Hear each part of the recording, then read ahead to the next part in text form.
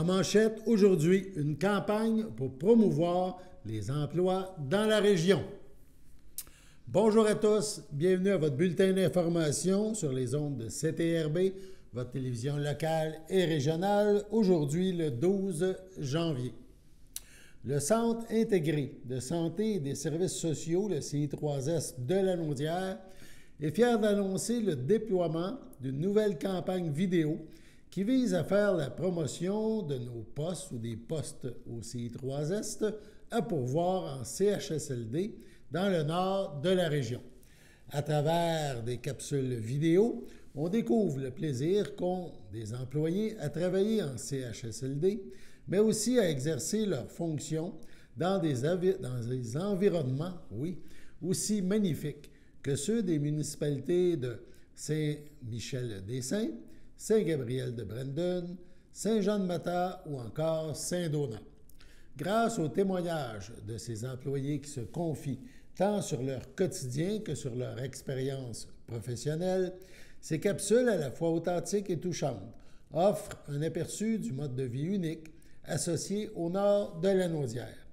Elles font également la promotion d'une culture organisationnelle positive auprès des candidats potentiels et démontrent l'impact que peuvent avoir des employés en CHSLD sur le quotidien de leurs usagers. S'éloigner de la grande ville, parfois, c'est la promesse d'avoir plus de temps pour soi, une meilleure conciliation travail-famille, des loisirs en nature et un mode de vie peut-être moins stressant et surtout sans problème de circulation.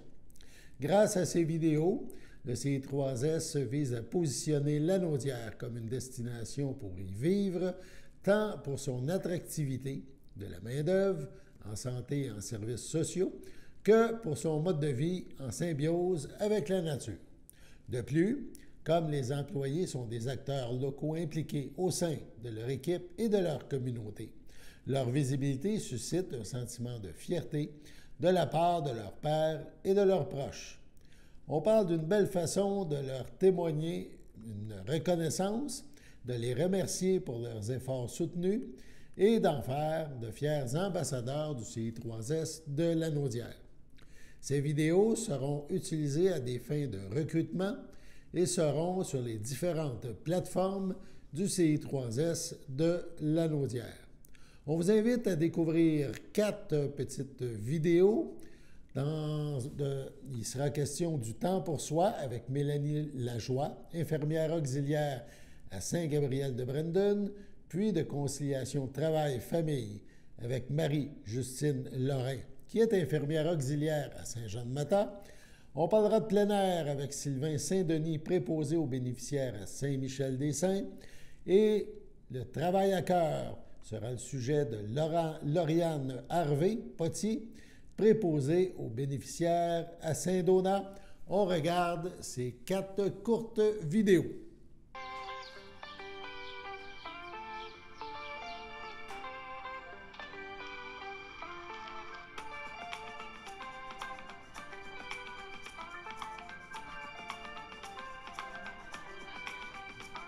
Ça fait 16 ans que je travaille au CHSLD à Saint-Gabriel-de-Brandon. Je nage dans le parfait bonheur. Je suis à 5 minutes de mon travail. Ça me permet de venir nager chez moi sur mon heure de midi. C'est vraiment pas stressant. J'ai du temps pour moi et ma famille. Notre ambiance de travail est agréable. On est comme une petite famille. C'est comme ma deuxième famille. On se côtoie à l'extérieur. On fait des activités ensemble. On va à des spectacles ensemble. Nos résidents, ils ne font qu'en bénéficier parce qu'on échange avec eux comme qu'ils échangent avec nous. C'est notre quotidien. Il n'y a pas une journée de pareil. Chaque journée est différente. Si on veut plus de défis, on peut s'impliquer auprès des comités. Non, c'est vraiment agréable de travailler à Saint-Gabriel-de-Brandon.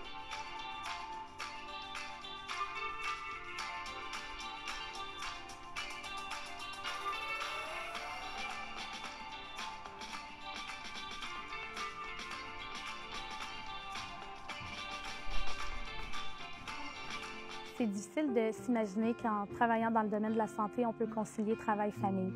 Mais je vous le garantis, c'est quelque chose qui se fait. Le matin, on se réveille de bonne heure. C'est une routine assez intense avec les enfants, mais c'est une routine qui se fait très bien.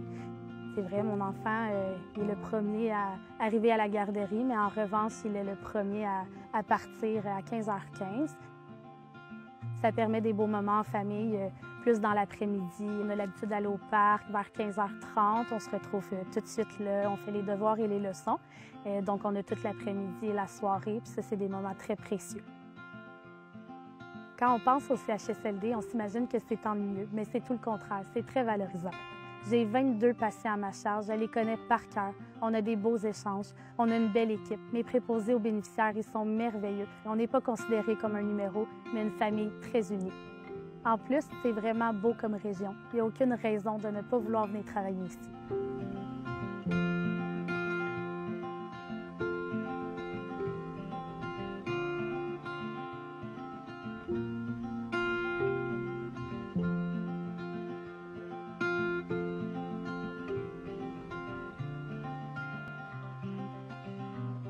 Je travaille de nuit pour profiter de la nature. Je finis à 7 h le matin. 7h15, je suis à la maison. Je fais un petit roupillon jusqu'à 11 h. Après ça, je vogue à mes occupations toute la journée. La chasse, la pêche, le VTT, la motoneige. Après le souper, je fais un petit roupillon de 2-3 heures avant d'aller travailler. Tous les résidents de CHSLD ils ont beaucoup d'histoires à nous partager. La majorité des gens, on les côtoie avant qu'ils rentrent au CHSLD. C'est vraiment comme une grosse famille. Puis c'est ça qui est le fun dans des régions. C'est beaucoup familial. On a du temps pour jaser avec eux autres. Ils nous apportent plein d'affaires. On fait vraiment partie de la vie de ces gens-là. Moi, travailler de nuit, qu'est-ce que j'aime, c'est le travail. On n'est pas beaucoup de personnel. On a des résidents qui sont aussi actifs de nuit que de jour, que beaucoup de gens pensent qu'ils dorment toute la nuit, mais c'est pas vrai. Ça fait 30 ans que je suis préposé aux bénéficiaires. Je travaillais à Verdun dans mes tout débuts. J'ai fait une quinzaine d'années à Verdun pour prendre la décision de m'emmener ici à Saint-Michel-des-Saints. Moi, je dirais, travailler à Saint-Michel-des-Saints, c'est le summum de ceux qui aiment la nature, la chasse, la pêche, la motoneige, VTT. Tu peux pas demander mieux.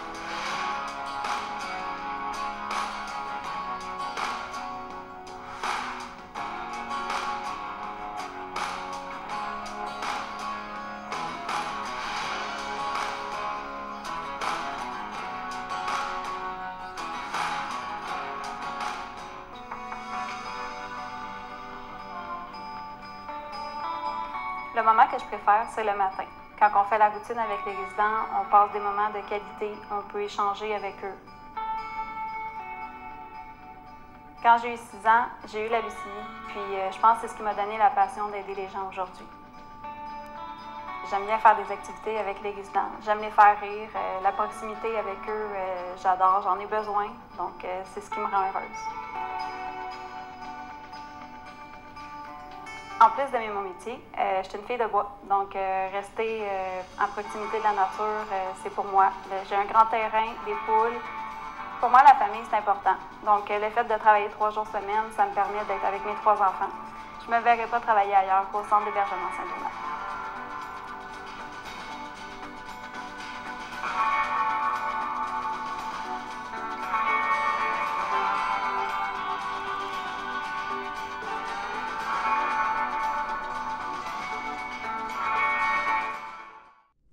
Des petites vidéos qui inspirent. Les services de police du Québec, en collaboration avec la Société de l'assurance automobile du Québec, la SAAC, et Contrôle routier Québec, dévoilent aujourd'hui le bilan de l'opération nationale concertée alcool-drogue qui s'est déroulée du 30 novembre dernier au 2 janvier 2024. Des opérations déployées sur l'ensemble du territoire. Durant cette période, plusieurs centaines de contrôles routiers ont été réalisés à travers la province et dans la Naudière, bien sûr, dont plusieurs conjointement. La mise en place de ces points de contrôle ciblant la capacité de conduire affaiblie par l'alcool ou la drogue a permis aux policiers d'intervenir autant de manière coercitive qu'en matière de sensibilisation auprès de nombreux conducteurs. Près de 300 conducteurs ont fait l'objet d'une arrestation pour avoir conduit avec la capacité affaiblie par l'alcool, la drogue ou une combinaison des deux. Pendant la période de l'opération nationale concertée, la SAAQ a diffusé une campagne de sensibilisation sur la conduite avec les facultés affaiblies. Ayant pour thème « Lorsqu'on boit, on ne conduit pas », cette campagne visait à sensibiliser les conducteurs qu'il est risqué de prendre le volant après avoir consommé de l'alcool, et ce, même en petite quantité. Lorsqu'on boit, il est toujours mieux de prévoir une solution de rechange pour un retour sécuritaire à la maison. Des opérations et interceptions à l'année. Bien que la période des fêtes soit terminée, les opérations policières de prévention de la capacité de conduire affaiblies pour se poursuivre tout au long de l'année. On rappelle que les patrouilleurs peuvent intercepter les automobilistes afin de procéder à la détection de la conduite avec les capacités affaiblies et de mettre en état d'arrestation les conducteurs fautifs. Ces derniers utilisent différentes techniques et outils pour détecter la drogue et l'alcool chez les conducteurs.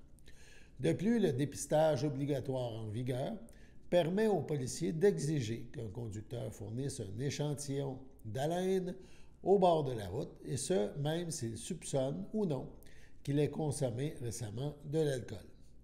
Peu importe le moment de l'année, la règle continue de s'appliquer. Quand on consomme alcool ou drogue, on ne conduit pas. Prévoyez donc une solution de rechange, et elles sont nombreuses.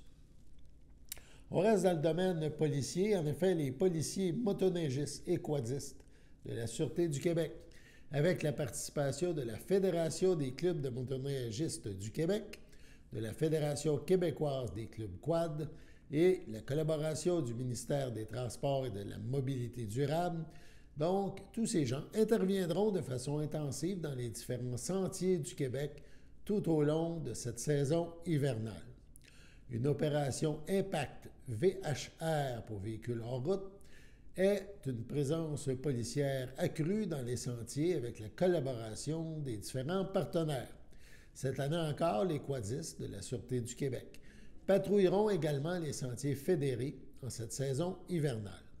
Ces opérations Impact VHR permettent d'effectuer des interventions ciblées auprès des adeptes de VHR qui ont des comportements pouvant compromettre leur sécurité et celle des autres usagers. Pour le financement des opérations Impact, le gouvernement du Québec souhaite favoriser un environnement par ces opérations. Donc, le gouvernement désire sensibiliser et favoriser un environnement plus sécuritaire pour les adeptes de véhicules hors route, mais aussi pour l'ensemble des usagers qui empruntent les chemins publics croisant des sentiers. Pour leur part, la Fédération des clubs de motoneigistes du Québec et la Fédération des québécoises des clubs quad invitent les adeptes de véhicules hors route à adopter des pratiques sécuritaires et respectueuses de l'environnement et de leur quiétude des citoyens. Rappel de la réglementation VHR, les conducteurs de véhicules hors route doivent, depuis le 10 septembre 2021, posséder un permis de conduire valide en tout temps, donc autant pour traverser et emprunter un chemin public que pour circuler en sentier, sur une terre publique ou sur un territoire privé appartenant à une municipalité. Ils doivent de plus respecter les conditions et les limitations prévues au permis de conduire. Les quadistes et motoneigistes sont soumis aux mêmes lois que les automobilistes en ce qui concerne la capacité de conduite affaiblie par la drogue, l'alcool ou une combinaison des deux.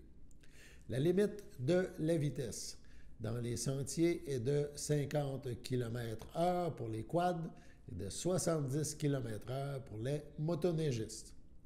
Tous doivent se conformer à la signalisation des sentiers. Les personnes âgées de 16 ans et 17 ans, en plus d'obtenir un certificat d'aptitude délivré par les différentes fédérations ou leurs agents désignés, doivent détenir un permis de conduire en règle et respecter les conditions qui y sont associées. La capacité de conduire affaiblie et les vitesses sont les principales causes de collisions mortelles en quad et en motoneige. Au cours de la saison hivernale 2022-2023, 27 motoneigistes ont perdu la vie dans 27 collisions mortelles sur le territoire de la Sûreté du Québec. De plus, au cours de l'année 2022, entre janvier et décembre, 16 quadistes ont aussi perdu la vie dans autant de collisions mortelles. Rappelons que par ces opérations, la Sûreté du Québec et ses partenaires souhaitent que les adeptes de véhicules hors route puissent profiter de leur activité récréo-touristique en toute sécurité partout à travers le Québec. Sur ce, allons à la pause.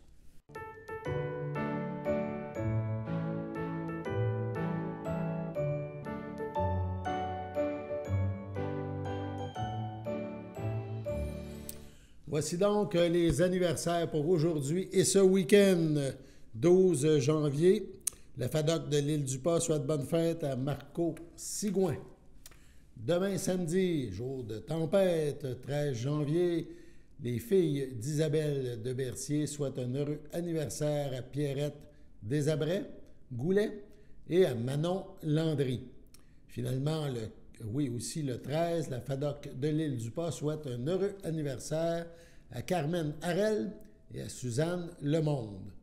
Dimanche 14 janvier, la FADOC de l'Île-du-Pas souhaite bonne fête à Sylvain Massé et à Alain Goyette, le maire de l'Île-du-Pas. Donc, à tous ces gens, bonne fête. Et si c'est votre anniversaire aujourd'hui, demain ou dimanche, eh bien, toute l'équipe de CTRB se joint à moi et vous souhaite bonne fête. Sur ce, on passe à la pause.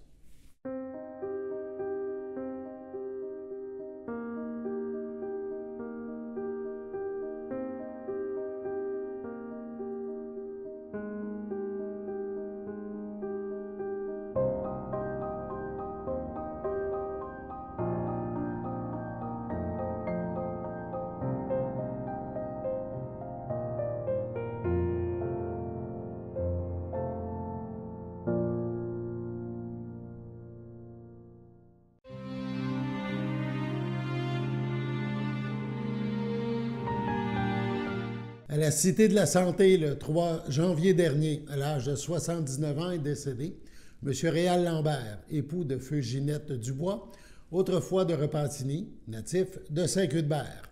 Il laisse dans le deuil ses fils Stéphane Lambert, Chantal Desrochers, Danick Lambert, Nelly Généreux, ses petits-enfants Alexandre, Élodie, Frédéric, Coralie et Marc-Anthony Lambert, son arrière-petite-fille Agathe Chartré, son arrière-petit-fils Clément Chartré, son frère Alain Lambert, Nicole Dolbec, sa belle-sœur Dany Dubois, Yves Bellemare, sa nièce Caroline Lambert, ainsi que plusieurs autres parents et amis. Selon les volontés du défunt, la dépouille mortelle ne sera pas exposée et une cérémonie aura lieu en toute intimité à une date ultérieure. Accidentellement, à Saint-Zénon, le 29 décembre dernier, à l'aube de ses 18 ans, est décédée Kelly-Anne Garceau, demeurant à Berthierville. Elle laisse dans le deuil sa mère Emmanuelle Caron-Poulain, Charles Cloutier, son père Danny Jonathan Garceau, Marilyn Côté-Gemme, ses sœurs Maïka et Allison, ses grands-parents maternels Alain Poulain et Claire Caron, sa grand-mère paternelle Jacqueline Voyer, feu Alain Garceau, ses oncles, tantes, cousins, cousines, autres parents et amis. La défunte ne sera pas exposée et une cérémonie aura lieu à une date ultérieure. Au CHDL de Saint-Charles-Borromée, le 29 décembre, à l'âge de 93 ans, est décédé M. Aimé Darvaux, fondateur des assurances Aimé Darvaux Incorporé, époux de feu Lise Perron et conjoint de Claire Cazobon, demeurant à la Visitation de l'Île-du-Pas. Il laisse dans le deuil, outre sa conjointe, ses enfants. Louis Darvaux, Anne Rousseau, Jean Darvaux, Ginette Plante, Diane Darvaux, Alain Brissette, Denis Darvaux, Suzanne Turcotte, ses petits-enfants, Christelle Darvaux, Alec Turcotte, Thierry Darvaux, Charles Tremblay Darvaux, Lila Young, Émilie Brissette, Mathieu Plante, Stéphanie Brissette, André Aubuchon, Ariane et Justine Darvaux. Ses arrière-petits-enfants, l'ayant précédé son arrière-petite-fille Lydiane, Thomas, Arnaud, Amélia, Noah, Théodore, Madeleine, Hubert, Blanche, ainsi que plusieurs neveux, nièces, autres parents et amis. La famille vous accueillera vendredi 12 janvier de 19h à 21h et samedi 13 janvier dès 10h au complexe funéraire Efterio, rue Notre-Dame à Berthierville. Suivront les funérailles en l'église Sainte-Geneviève de Berthier le samedi 13 janvier à 13h30. M. Aimé Darvaux sera inhumé au cimetière de Berthierville à une date ultérieure. À l'hôpital Sainte-Marie de Trois-Rivières, le 17 décembre, à l'âge de 63 ans, est décédé M. Daniel Dupuis, conjoint de Daniel Mété, demeurant à Saint-Barthélemy. Il laisse dans le deuil, outre sa conjointe, ses enfants, David Dupuis, Alice Dupuis, David Sion-Récard, ses frères, Marcel Dupuis, Camille Dupuis, sa belle-mère Lisanne Sylvestre, son beau-frère José Mété, Louise Lavoie, sa belle-sœur Louise Mété, ainsi que plusieurs neveux, nièces, autres parents et amis.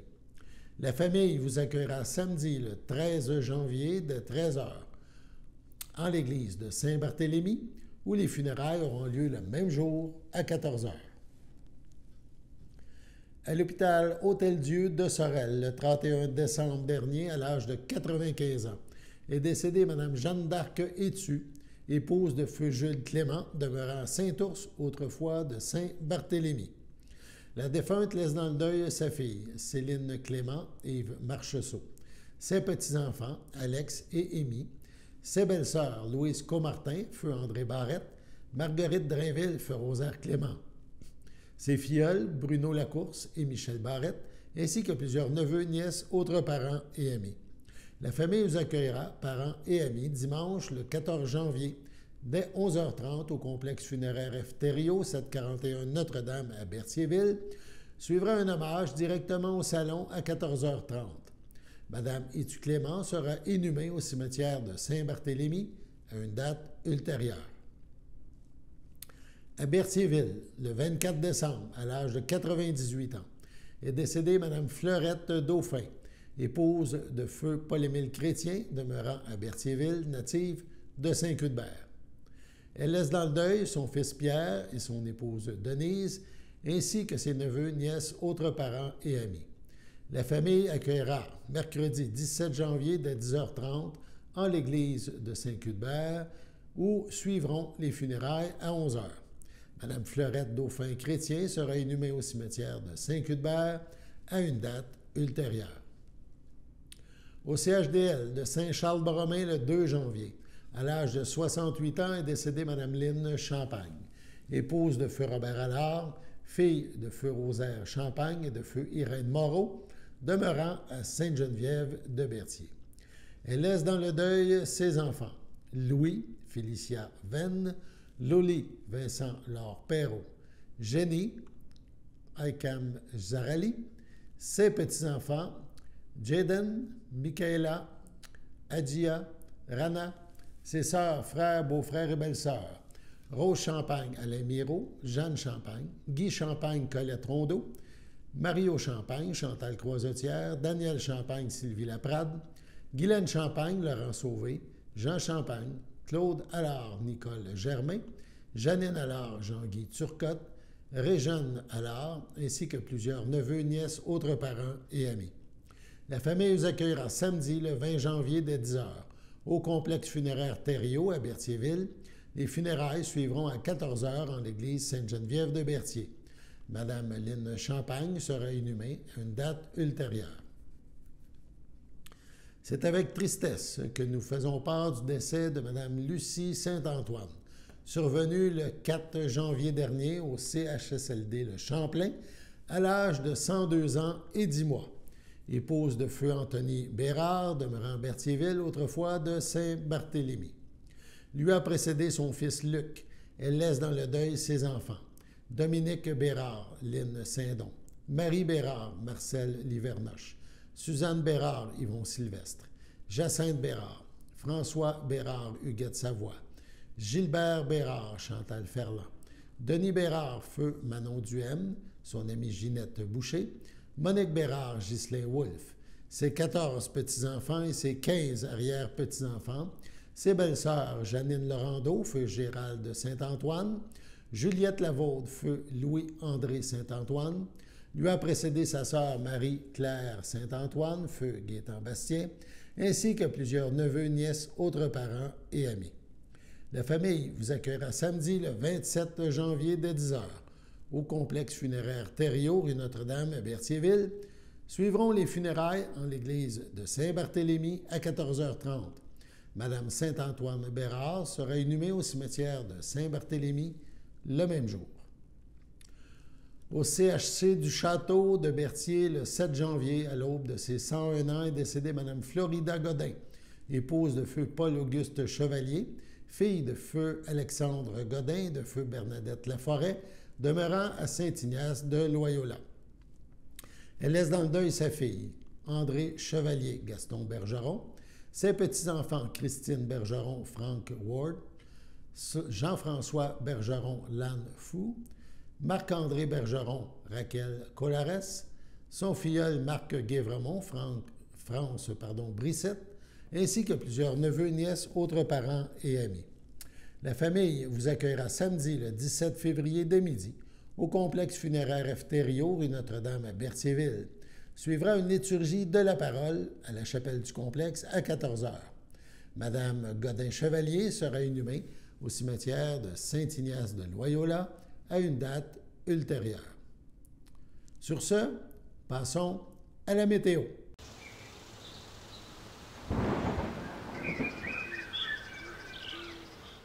Bienvenue à votre météo de cette fin de semaine. Aujourd'hui, vendredi après-midi, ce sera généralement ensoleillé, une température de -8, un temps ressenti de -12.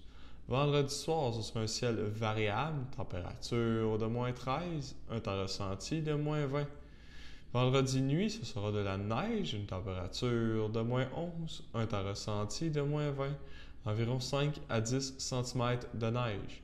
Samedi matin, ce sera de la neige, une température de -3, un temps ressenti de -11, environ 10 à 15 cm de neige. Samedi après-midi, ce sera de la neige, une température de -1, un temps ressenti de -6, environ 5 à 10 cm de neige. Samedi soir, ce sera nuageux avec quelques flocons, une température de -2, un temps ressenti de -9, moins de 1 cm de neige. Samedi nuit, ce sera nuageux avec quelques flocons, une température de -5, un temps ressenti de -14, moins de 1 cm de neige. Dimanche matin, ce sera plutôt nuageux, une température de -5, un temps ressenti de -13. Dimanche après-midi, ce sera nuageux avec quelques flocons, une température de -3, un temps ressenti de -11, moins de 1 cm de neige. Dimanche soir, c'est nuageux avec quelques flocons, une température de -7, un temps ressenti de -15, moins de 1 cm de neige. Dimanche nuit, c'est un ciel variable, température de -12, un temps ressenti de -19. Et voilà, c'était tout pour votre météo.